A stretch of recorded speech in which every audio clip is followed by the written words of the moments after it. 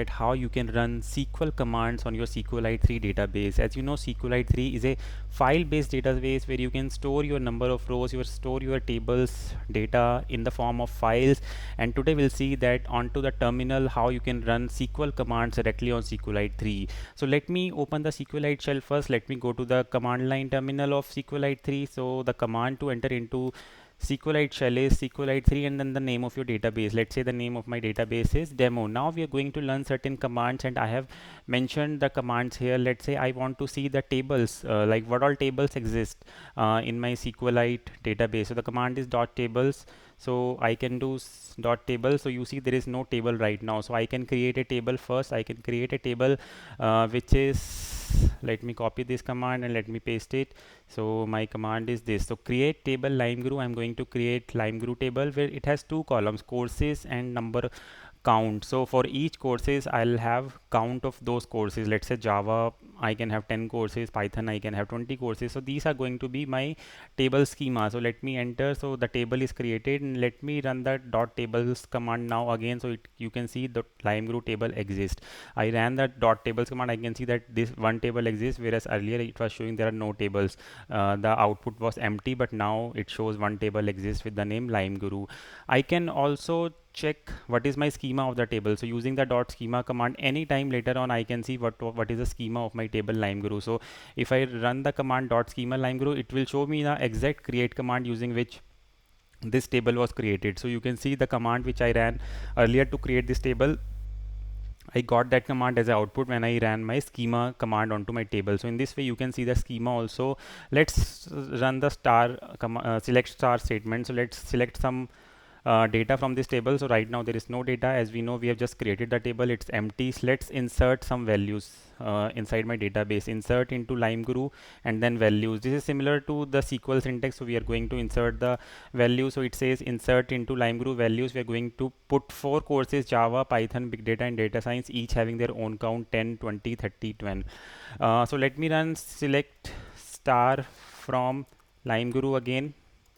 Let's see what is the output. So you can see now there is an output Java 10, Python 20, Big Data 30, Data Science 10. So in this way you can run your SQL commands directly onto your SQLite database, onto your tables which are available into the SQLite database. I can do many more complex operations also. Let's say I want to run my count query, that how many rows exist in a table. So select count star from LimeGuru. So let me run select count star from LimeGuru. So you see there are 4 rows available. Let me run some more queries.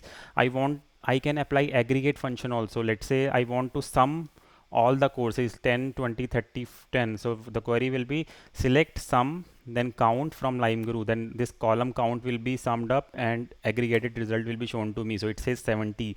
So you can see 10 plus 20 plus 30 plus 10, which is the output is 70, sum of all the columns. Even I can do group by queries also. So in order to do group by, what we'll do is that we'll insert multiple rows with Java. Let's say Java and Python. Right now for each row the key is single only, Java, Python, Big Data, but let me put some more rows so that we can do group by later on. Let me put for Java and LimeGuru, let me put 2 more rows. Now do select star from LimeGuru.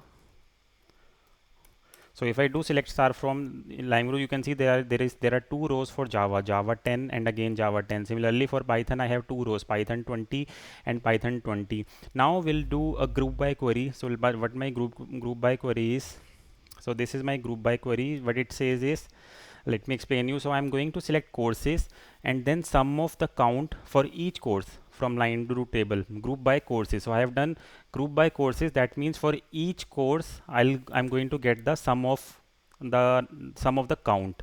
So let's say if there are 2 rows for Java 10 and Java 10, then I'll get Java 1 row, then 10 plus 10 20. For Java I'll have 20 count. So let's run this query. So you can see now Java I got 20, Data Science I got 10, Big Data I got 30 and Python I got 40. Why I got 40? Because the results are grouped by courses, Python 20 here and Python 20 here. After group by I got Python 1 row, which is 20 plus 20 40. So I can apply group by operations also in my SQLite 3 database.